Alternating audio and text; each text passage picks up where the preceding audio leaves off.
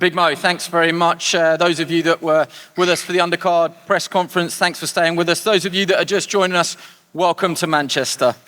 Now on Saturday night, everybody gets the chance to run it back. Liam Smith and Chris Eubank Jr. will once again battle it out over 12 rounds or less at the AO Arena, Manchester. Same venue, same opponents, but yet still so many unanswered questions. Liam Smith told us exactly what he was going to do, and he did it. Chris Eubank Jr. finds himself in a situation that he's never been in before, with arguably more pressure than he's ever felt before in his professional career. Will it be round 5 and everybody picks up where we left off, or is this a fresh start? But the big question, will it be repeat or will it be revenge? Go straight to the fighters, and I'll come to Chris Eubank Jr. first. Chris, welcome. I'm sure you've got plenty to say. Do you agree with that sentiment that this is the first time that you've had to come back from a stoppage defeat? This is the first time that you've been involved in a rematch. Is this the most pressure that you felt, or maybe not felt, but the most pressure that you've been under in your professional career? I would agree with that statement. I've said that throughout the whole camp, and it's the truth. It is a new pressure that I have never had to deal with before. But I'm enjoying it. I'm enjoying the focus it's giving me. I'm enjoying the hardship that I'm having to go through mentally and physically to be able to, execute the game plan on the night. It is a new pressure. It is a new risk I have now in front of me. I'm excited to go out there and see how I react when I have a man in front of me who has a win over me. Can I keep my emotions in check? Can I stick to what we've been practicing over the last 8 weeks? We're going to find out in a couple of days. May I ask you about the changes that you've made in camp, notably the man on your left shoulder, Brian McIntyre, but also changes in your structure. I think anybody that's ever filmed with you has always been told don't come before 3 o'clock in the afternoon. To hear that you were out 8 a.m., to hear that you've got a nutritionist and numerous changes in camp, how have you adjusted to that? Presumably a little bit of a shock to the system? Absolutely, but it's something that I relish. I relish a new challenge. I relish the chance to try different things. I was never a morning guy. I was always waking up in the afternoon, training in the afternoons and the evenings. Now I'm a morning guy. That's how Bomac and his team prepare. And I've been following their lead. Yes, I have a nutritionist now for the first time in my camp. I actually came in underweight for the last fight. We don't want to be doing that again. Just little things, small adjustments. When you come off of a loss, you can't keep everything the same. You have to make changes. You have to see where you slipped up, and you have to try and improve those areas where you were weakest. And that's what we've done. I think everybody's been glued to the brilliant build-up shoulder programming that's been out on Sky Sports. The gloves are off, behind the ropes, both episodes, off limits, all available to consume on our YouTube channel. In those, on more than one occasion, you described it as a miracle, what happened in the first fight, and you still maintain that you are the better fighter. Absolutely. What happened in the last fight was not supposed to happen. It was never, it was, even to Liam, he may not admit it, but he was not expecting the fight to finish how it finished. Nobody was. But again, it's not for me to say, I have to prove that I am the better fighter. Me saying it, me believing it is not enough. And again, if he pulls it off again, if he does what he did in the first fight, in this fight, I can't argue with anybody. I can't argue with him. I can't argue with the boxing public. He will be the better fighter, and that'll be it. But as of right now, I know I'm the better fighter, and I'm going to go out there and prove it on Saturday night. Liam, I'll come straight to you. He said it was not supposed to happen, and you heard him just say it there, whether or not you would admit it or not, that he thinks it was a miracle. Which one was the miracle? That's the question. Which one's the miracle, Chris? What shot was the miracle?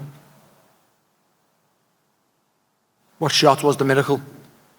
The miracle was you walking away with a win over me. What shot was the miracle? Just answer the question. We're all listening, we're all talking. What shot was the miracle? I'll answer whatever questions I feel like answering. You shouldn't have won the fight. You answer whatever questions and I'm suits going you. to rectify that in a few days' time.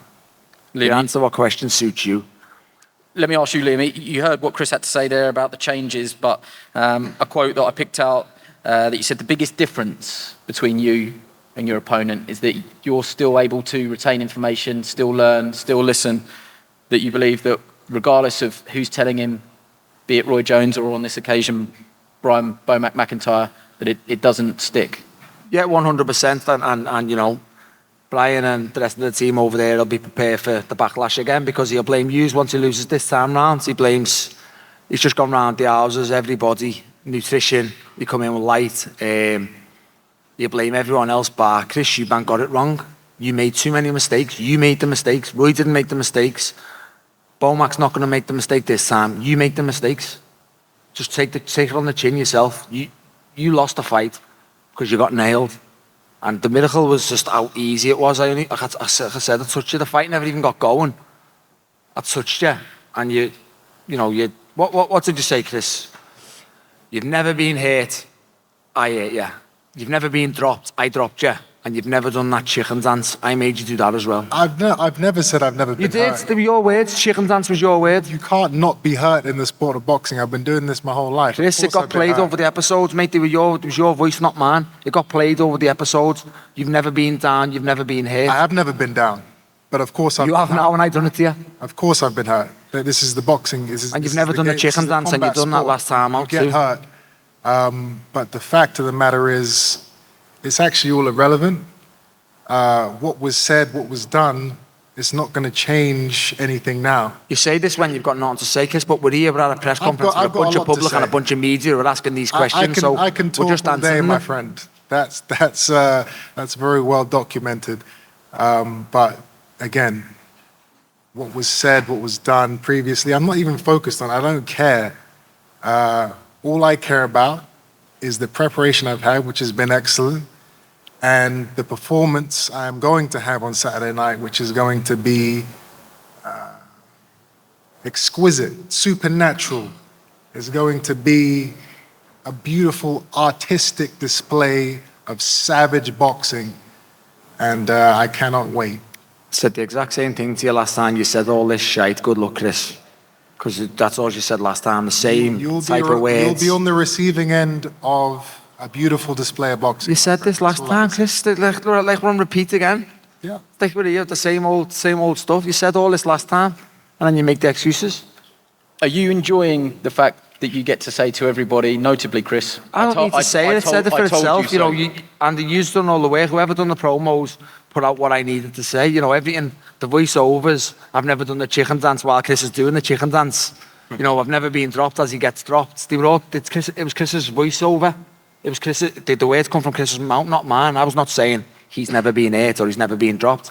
It was Chris's voiceover on the program. So, you know, whoever put that together, great, because I don't need to say much about that. That spoke for itself. But the fact that you get to tell everybody I told you so, how does that feel? That was the great point of winning the way I won, because it was all week. It was like Chris couldn't be hurt, and I was like, never say never. And that's basically, I told you. I told every one of you, don't ever think anybody can't be hurt because they've got a good chin. I still do think he has got a good chin, but he got it looking at the floor, and he went. And again, the same will happen to him again. If he makes the same mistakes, I'll punish him for them, and he knows that. Before we go to the trainers, Chris, you've mentioned, you know, you like it when it gets to a dog fight, and I know Bomac is very much a great motivator in instilling the dog in his fighters. It was a boxing match at times in the first fight. Do you believe that there will be a point in this fight where we will get that chaos breakout in centre ring? It's very likely. it's very likely that at some point the leather starts flying on both sides. But we have a game plan. We have a strategy. I'm not going to give it away. I'm not going to say how I'm going to approach the fight. But I'm comfortable. I'm confident in what we are going to do to combat Liam Smith. Bomac, I'm going to come to you. Welcome.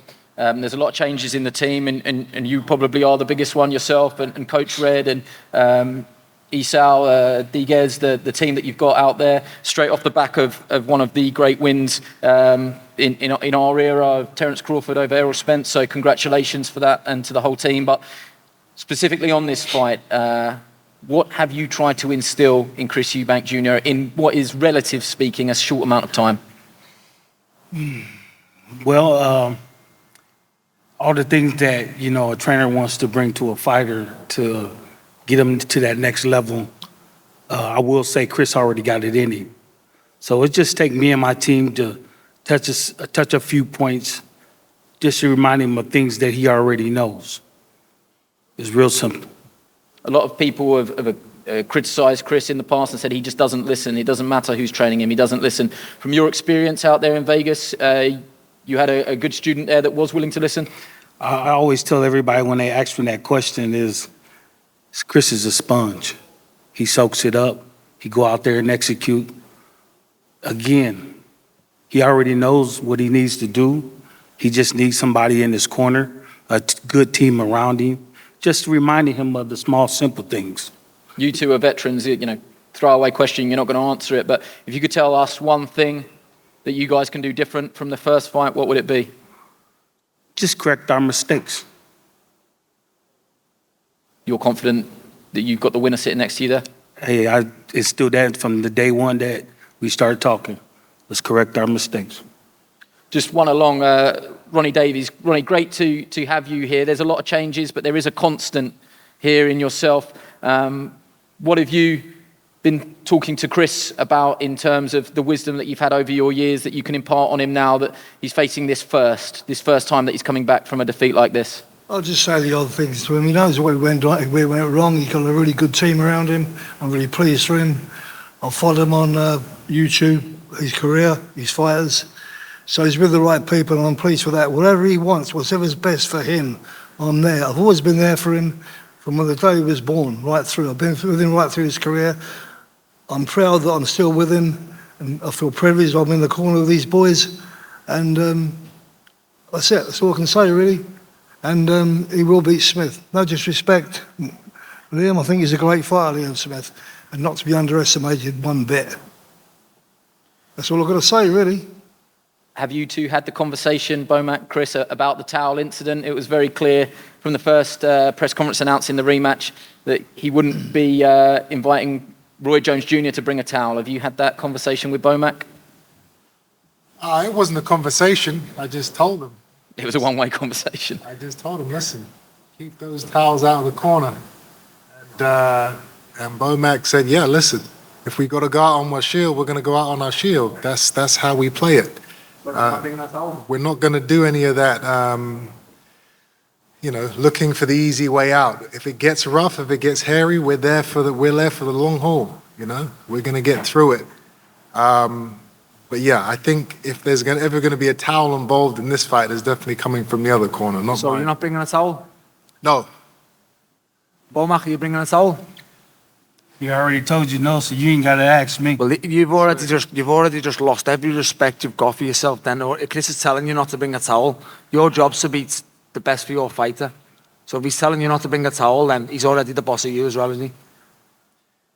I'm sorry, man. I don't Same understand the old, words. same old. Yeah, he doesn't understand the accent, but basically, you're not going to understand get it, under Chris. his skin. The guy's What's a going to be veteran. funny though, imagine he throws the towel in again after all this situation with the towel. I've had the situation once There's before. no towels. Even Imagine if the he brow throws the gets towel in. sweaty, the Fucking towels are not brilliant. coming in the corner. Don't worry about that. You're going to have to work for this one. You're not getting the referee helping you. When you're doing will that say- chicken can I- dance again, can I the say towel something? come in. When Can you're I doing say the chicken something? dance, the towel comes in. Yeah, go ahead. Yeah, I will say this, y'all. And I mean this, man. Man, Chris is a different fighter. he's a different fighter. I done seen some shit from him in the last 4 weeks. And everybody talk all this negative shit about him, about how he this and how he that, he's selfish and all this. This is one of the most intelligent, spongy fighters that I know. And he does what he's asked of. And so it's baffled me to sit here in front of this crowd. And Liam, no disrespect to you, young fella. He's a great fighter. But for people to talk trash about Chris because he got that loss and the way he lost, it doesn't do anything. The more y'all heckle and the more you talk shit, that don't do nothing but light the fire underneath his ass. I promise you. Bomac, I respect you too, by the way, what you've done with Terence. I mean, all the trash talking, that's good and it's fine for the TV. We got a couple nights to go, man. Then we're going to find out. We're really going to find out who Chris is. And You're Chris trying to gonna convince the British public who have seen Chris for how many years over a 4 or 5 week period, and you've just said something that everybody smirked at. Like you class Chris as an intelligent fighter. That's one thing Chris is not. I'm definitely a lot more intelligent than you, my friend.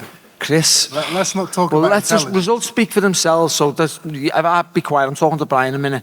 But you're trying to convince people that you're intelligent.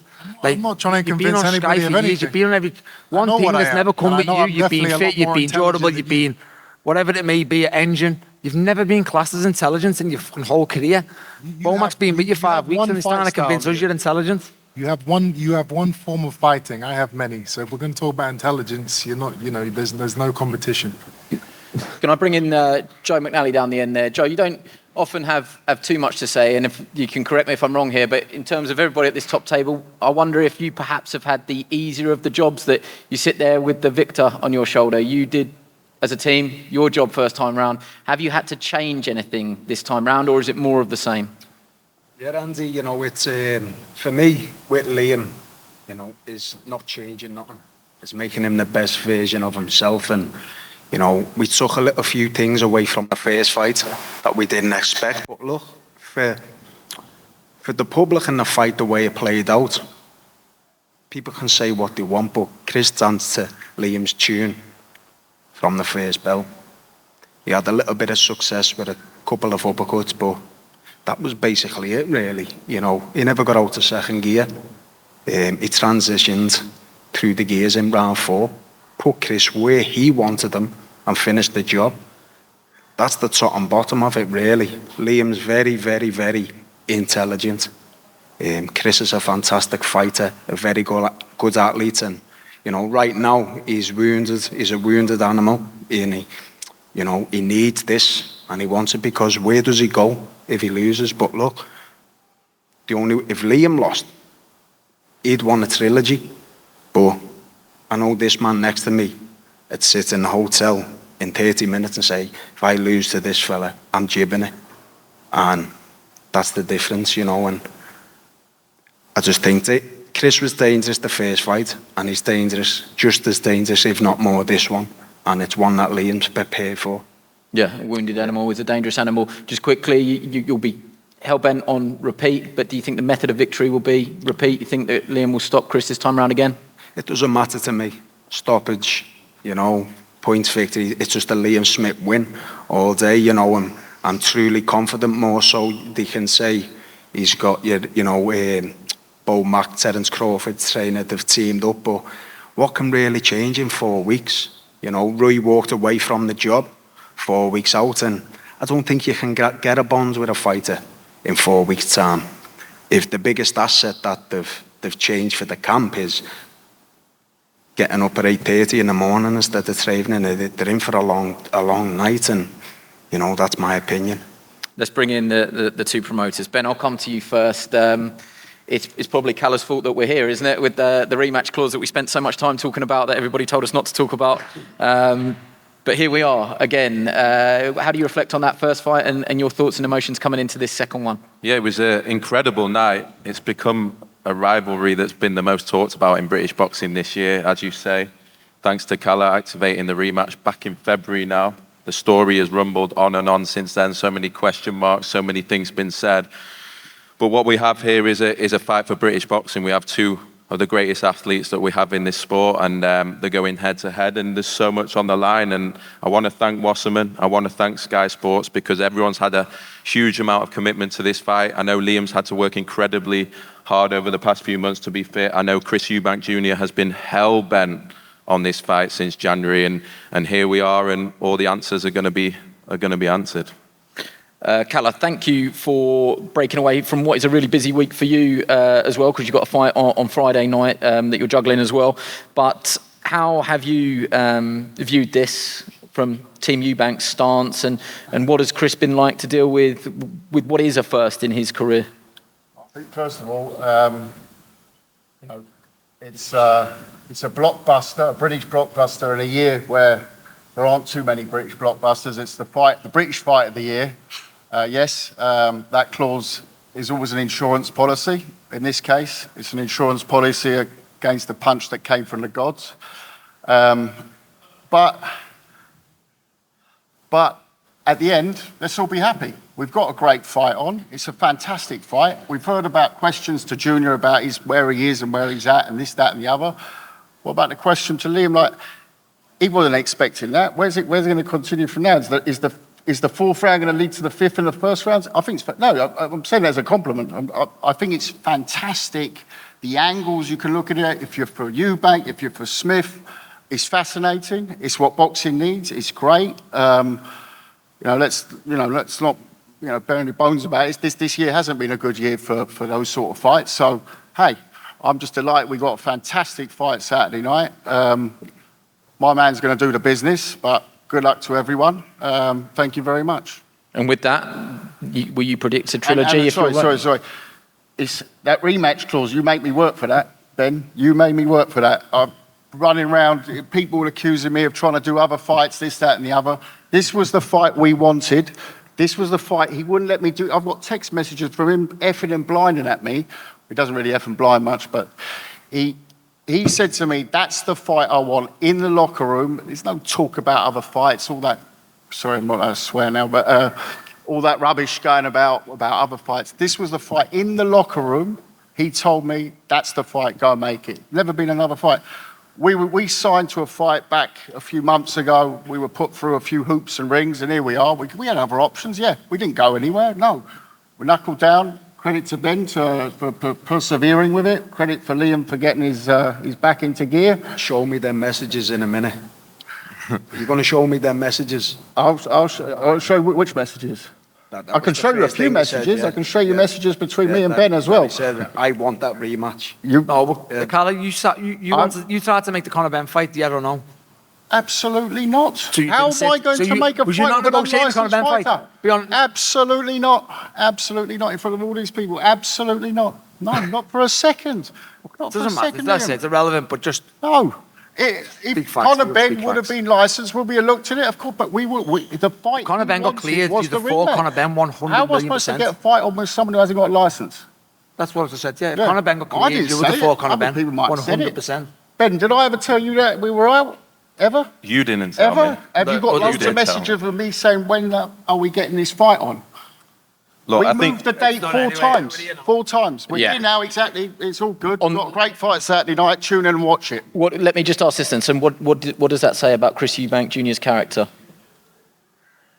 I think you'll see what, it's so easy to talk it, but I saw him in Vegas recently, and what struck me was, you always see these Instagram pictures of him with superstars and partying in Vegas. I don't know when he actually films these and puts them out, but he was alone. He seemed not in a lonely place, but he was out in Vegas, and I said to him, he's 47 degrees. You all right in camp over? He said, yeah, I like it. In and out the gyms there. He's actually, to take away all the Instagram famousness, it's actually he's a proper fighter. He's a fighter that you see in all walks of boxing life.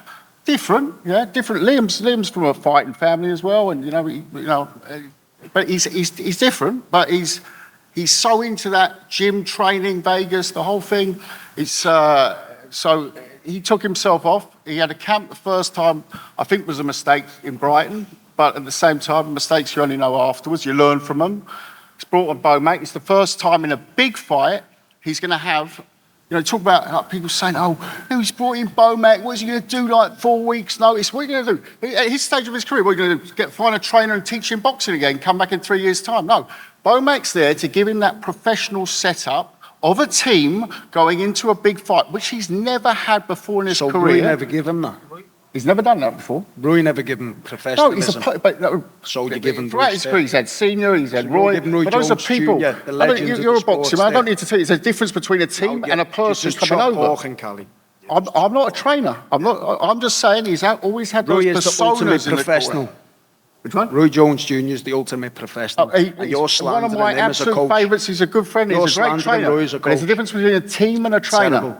Terrible. Just my opinion. Opinions are, you know, but ultimately, yeah, it's a win, isn't it? It's a win. As I said, we'll see Saturday night. Yeah, let's give the final word to both fighters. This is your opportunity. Anything that you haven't said that you want to say it now. Chris, anything that you want to add?